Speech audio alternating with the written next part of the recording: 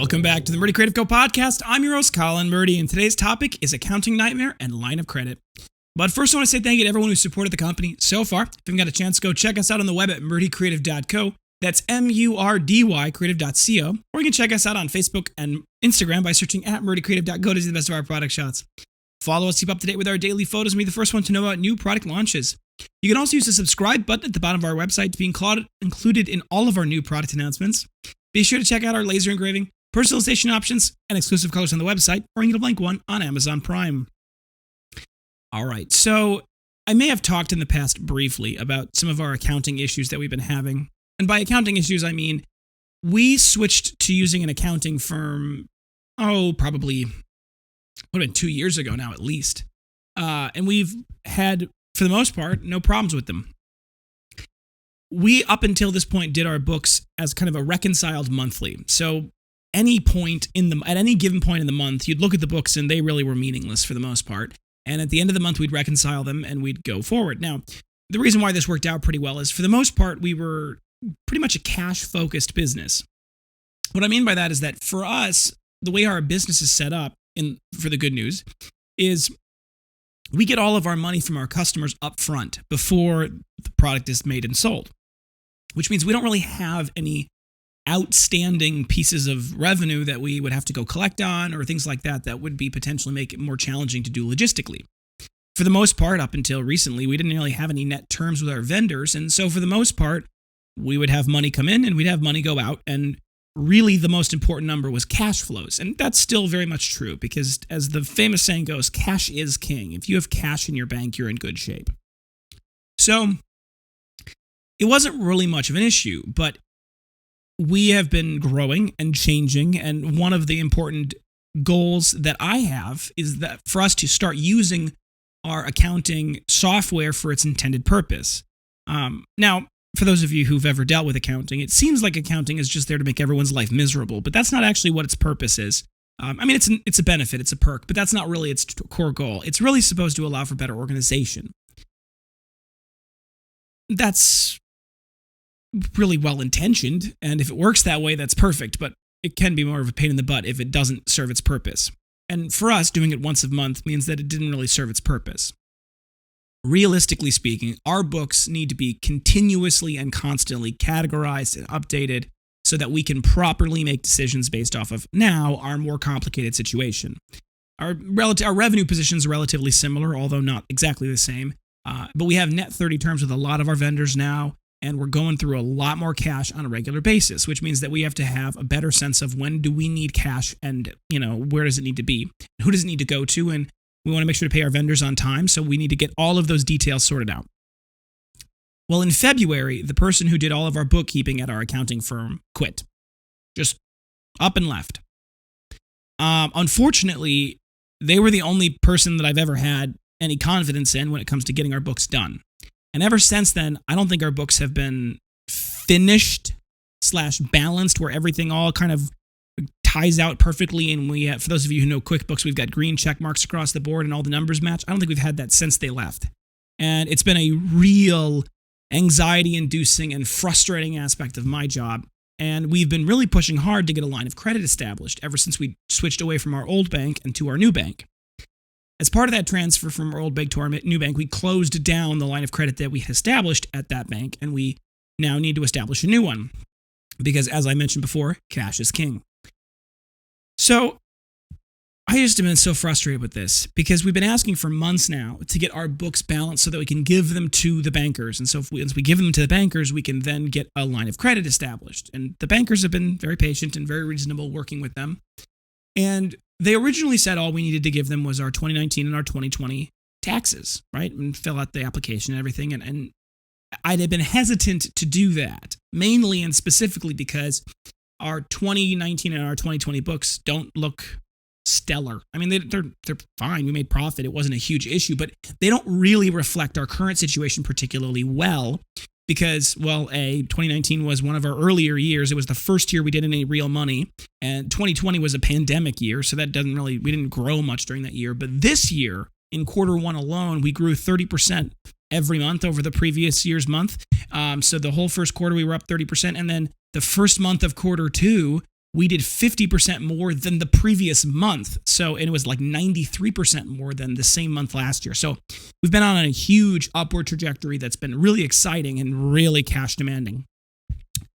Now, we're also at the same time working on building out a new workshop, which means that there's a lot of incidental expenses with getting that set up with electrical and new insulation and all sorts of things which are one-time expenses that aren't going to be ongoing, but they drain the cash reserves in a pretty real way. So you can't get around them, not really. And that would be the cash you would otherwise use to float the business.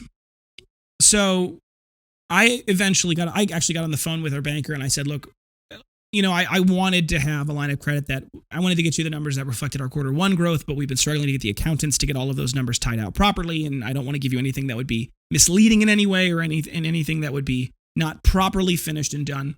So, can you just give me a rough estimate of what you could do with our revenue, with the revenues from 2019 and 2020, just what you originally asked for? And he gave me a number and it floored me. And it was an unsecured line of credit, which I've never had before. Last time we had a line of credit, it was a cash collateralized, which means they were lending us our own money. It was 100% cash secured. Now, to some extent, that's fine. But what it came down to, though, is with this unsecured line of credit means that the bank will basically give us a credit card that, at this point, if they actually give us what they said they'd give us, it would be a huge amount of money, way more than we could ever really... but let me put it this way. It'd be way more than I'd be comfortable ever borrowing from them.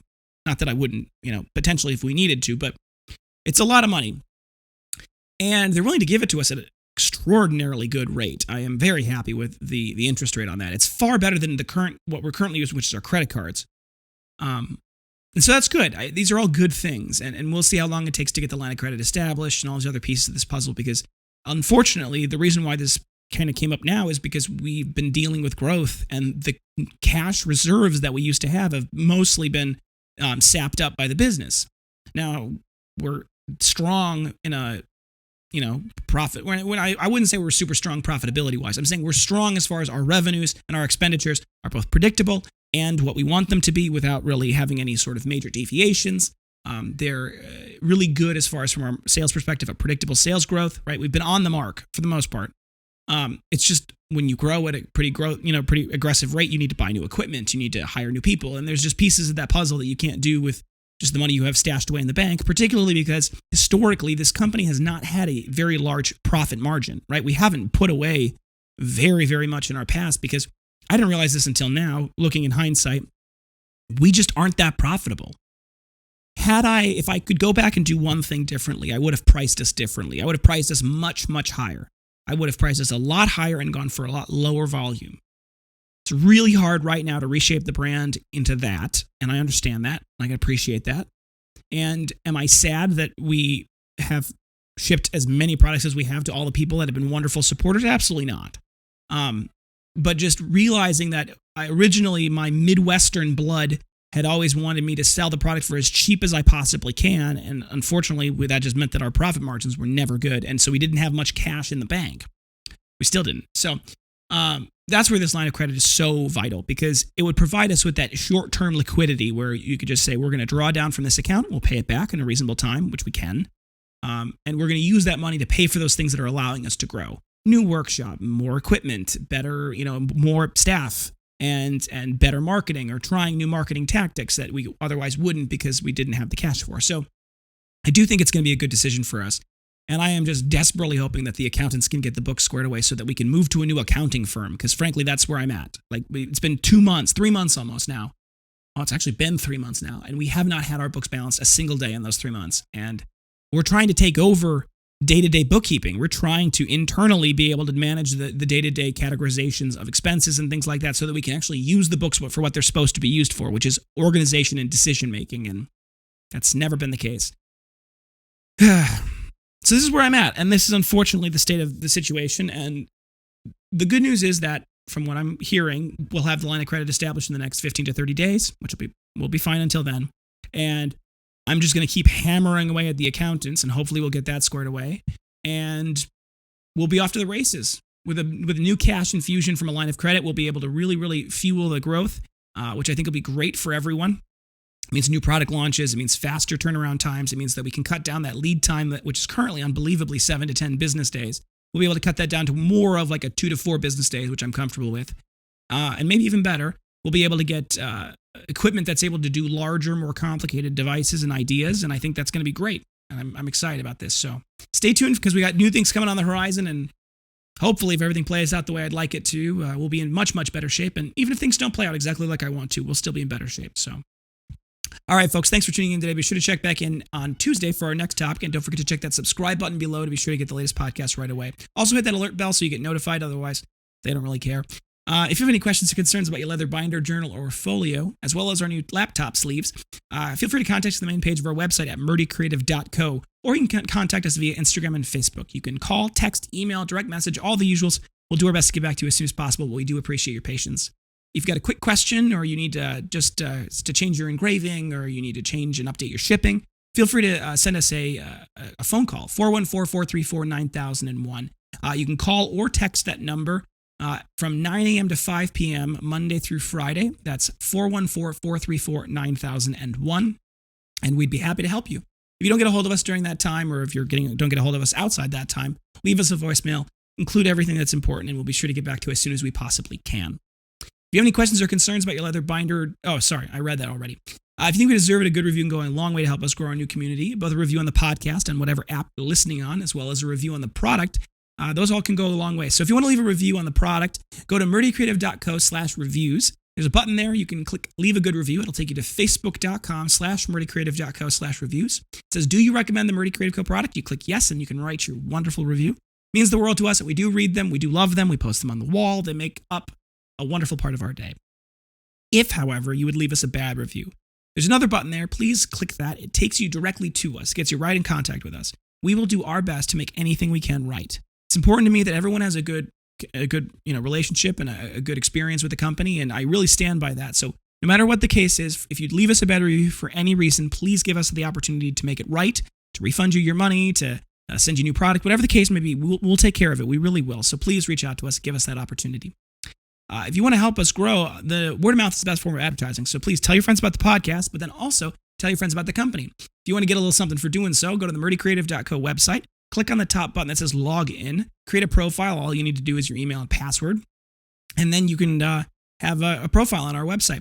If you are logged in when you make purchases, you get 5% back on in-store credit that you can spend on anything on the website. And then also there's a shareable link there. So if you want to get that shareable link or check your points, there's a bottom left corner, there's a little tab. You click on that. That'll take you to the rewards section. You'll be able to see the pop-up. That little shareable link gives the people you share it with $5 off their first purchase, and you get $5 back as in-store credit. So that's kind of neat. So share that. That really helps us. It really helps them. It means the world to us. If you have any podcast topics you want to hear more about, send them my way. I'm always looking for new topics to talk about, and I want to tell you guys what you want to know about. So leave it in the comments below. Send us an email if you've got anything. If I can talk about it, I will. If you're looking for multiple binders, journals or folios or anything else we sell, for gifts, giveaways, menus, really any reason, ask about our book discounts available. The minimum order quantity to qualify for our book discount is 5. That is 5 of one thing or 1 of 5 things. Mix and match to your heart's desire. It's based off the total cart quantity. And the more you buy, the more you save. So if you're interested in that, check that out. Send us a message, sales@murdycreative.co, and ask about that book discount. Please include the quantity that you'd be interested in getting. That'll help us kind of short circuit and get you that answer right away. If you're looking for a custom order item with just a custom engraving, we have no minimum order quantities and no setup fees. It's just a flat fee, normally $15. I can go up to $25 or a little bit more depending on the complexity and the size. If it's, full size, front and back, it could be a little bit more expensive. But normally, they're about $15. And you can, like I said, no setup fees, no minimum order quantities. You can get just one if you want for that flat fee. Or that flat fee is before bulk discount. So if you're going to get a bunch of things with your company logo on it and you want to get, a whole bunch, the bulk discount will apply to that discount, to that $15 as well. So that fee can go down quite a bit as well. If you're interested in either custom or bulk, check out the custom/bulk page on the website, or you can reach out to us, sales@murdycreative.co. We can help answer any questions you have there. Thank you so much for tuning in. Have a great day, and goodbye.